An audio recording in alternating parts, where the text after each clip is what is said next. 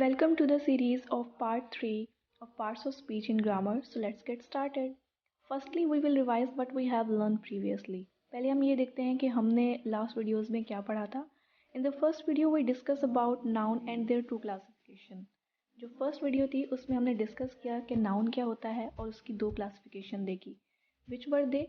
First one is proper noun and common noun. पहले हमने देखा प्रॉपर नाउन और कॉमन नाउन को.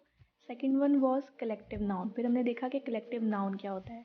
Then in the second grammar lesson we discuss about the third category of noun that was countable noun and uncountable noun. फिर उसके बाद second video में हमने डिस्कस किया कि काउंटेबल नाउन क्या होता है और अनकाउंटेबल नाउन क्या होता है.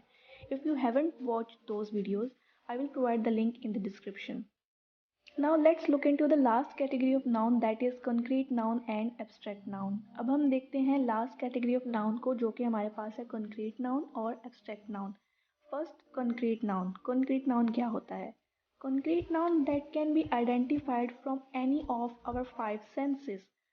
हमारी फाइव सेंसेस के थ्रू हम जिन नाउन को आइडेंटिफाई करते हैं वो इंक्लूड होते हैं कंक्रीट नाउन में. अब फाइव सेंसेस कौन सी होती हैं? We touch through our hand. हम अपने हैंड के थ्रू टच करते हैं, एक सेंस तो ये है. We taste through our tongue. हम जुबान से टेस्ट करते हैं किसी भी चीज़ को, ये सेकंड जो है हमारे पास सेंस आ गई. We hear through our ear. हम अपने कानों से सुनते हैं, ये हमारे पास थर्ड आ गई. We see through our eyes. अब हम अपनी आँखों से देखते हैं तो ये फोर्थ हो गई. And we smell through our nose. हम अपनी नाक से सूंघते हैं, चीज़ों को स्मेल करते हैं, तो ये हमारे पास टोटल 5 सेंसेस आ गई. Concrete noun can be proper noun, common noun, collective noun, countable noun and uncountable noun.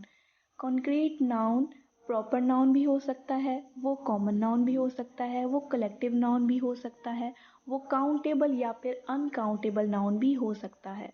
Let's see examples to make things clear. Compare the examples with any of our 5 senses: touch, smell, hear, see and taste. Example: puppy. Everyone likes puppy. You can touch puppy. You can see puppy. Hear its barking and smell its odor. अब यहाँ पे example है एक puppy की, एक doggy का बच्चा. उसको आप टच कर सकते हो, उसको हाथ लगा के टच कर सकते हो. उसकी जो जब वो भौंकता है, बार्क करता है, तब आप उसकी जो वॉइस है उसको सुन सकते हो. उसके अलावा आप उसे स्मेल कर सकते हो, उसे देख सकते हो. तो ये हमारे पास आ गई 5 सेंसेस. उसके बाद है pizza. You can touch pizza, you can see pizza, you can taste pizza and you can smell a pizza. अब उसके बाद एग्जाम्पल है पिज़्ज़ा की. पिज़्ज़ा को आप टच कर सकते हो, उसको आप देख सकते हो, उसको आप खा सकते हो, उसको आप स्मेल कर सकते हो. तो ये भी आ गया हमारे पास कंक्रीट नाउन में.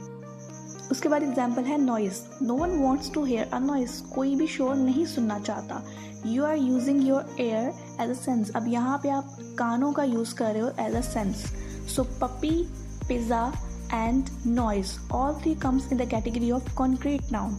Let's see sentence examples of concrete noun. अब हम इन्हीं examples को देखते हैं sentences में किस तरह से आ सकती हैं. Zan has nice mobile. Here Zan and mobile are concrete noun. अब इस example में जो Zan name है और mobile, ये हमारे पास concrete noun आ गया. जैन एक नाम है, उसको आप, कोई लड़का है जिसको आप देख सकते हो. मोबाइल को आप टच भी कर सकते हो, देख भी सकते हो. और जैन भी किसी लड़के का नाम है, उसको भी आप देख सकते हो, टच कर सकते हो, स्मेल कर सकते हो. उसके बाद एग्जाम्पल है Nida's voice is excellent. Here Nida and voice are concrete noun. He goes to school every day. Here school is a concrete noun. I hope you are clear with the concrete noun. Now let's look into another category of noun, that is abstract noun. So what are abstract noun? Noun that cannot be identified from any of our 5 senses, which are touch, taste, sight, hear and smell. You cannot identify it by using the senses. अब यहाँ पर abstract noun के बारे में कह रहे हैं कि ऐसे नाउन जिनको आप 5 सेंसेस के थ्रू आइडेंटिफाई नहीं कर सकते, वो इंक्लूड होते हैं एब्स्ट्रैक्ट नाउन में. Now you might be wondering What are these kind of noun? Basically this noun identify three things: idea, quality and state of mind. अब ये जो noun है ये क्या चीज़ें बताते हैं? ये तीन चीज़ें बताते हैं। आइडिया, कोई भी आपके माइंड में आइडिया हो सकता है, क्वालिटी और उसके अलावा state of mind. Let me give you an example of it. Idea की एग्जाम्पल देखते हैं पहले। When you are sleeping and any dream comes to your mind, what's that? It's an abstract noun because you cannot see, smell, hear, taste or touch your dream. It just have an imagination. अगर हम example लेते हैं dream की, तो dream में आप जो कुछ भी देखते हो और जो कुछ भी आप सोते हो देख रहे हो, जो कुछ भी आपके माइंड में आ रहा है, तो आप उसको टच नहीं कर सकते, उसको आप टेस्ट नहीं कर सकते। तो वो 5 सेंसेस में इंक्लूड नहीं होती चीज़ें, वो एक इमेजिनेशन होती है। तो ड्रीम जो है हमारे पास यहाँ पर एब्स्ट्रैक्ट नाउन है। उसके बाद एग्जाम्पल देखते हैं क्वालिटी की।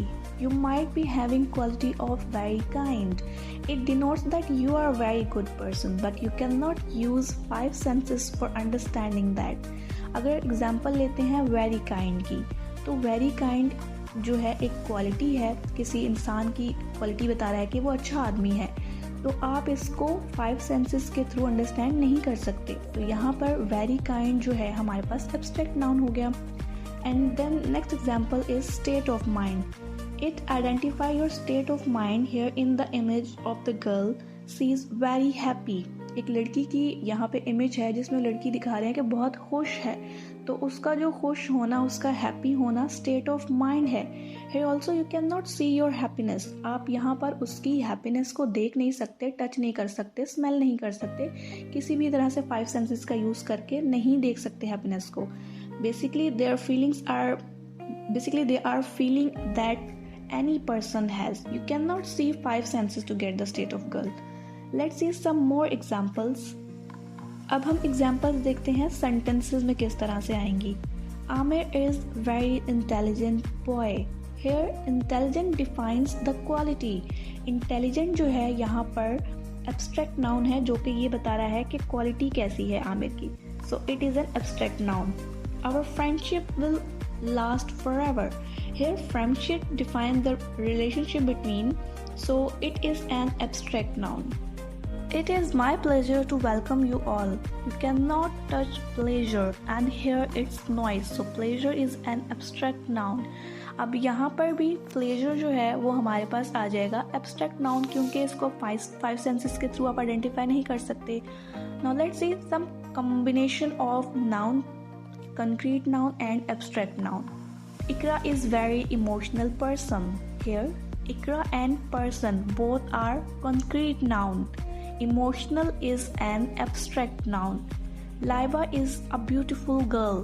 Here, Laiba and girl are concrete noun, while beautiful is abstract noun. Saad got an idea to create a mobile. Saad and mobile are concrete noun, while idea is an abstract noun. So that's all in this video. What we have learned in this video, we discussed about concrete noun that you can see, touch, taste or hear. Then we discussed about abstract noun. Abstract noun are things that defines an idea, quality or state of mind. Now we have covered all the category of noun that we discussed in the first video. Thanks for watching this video.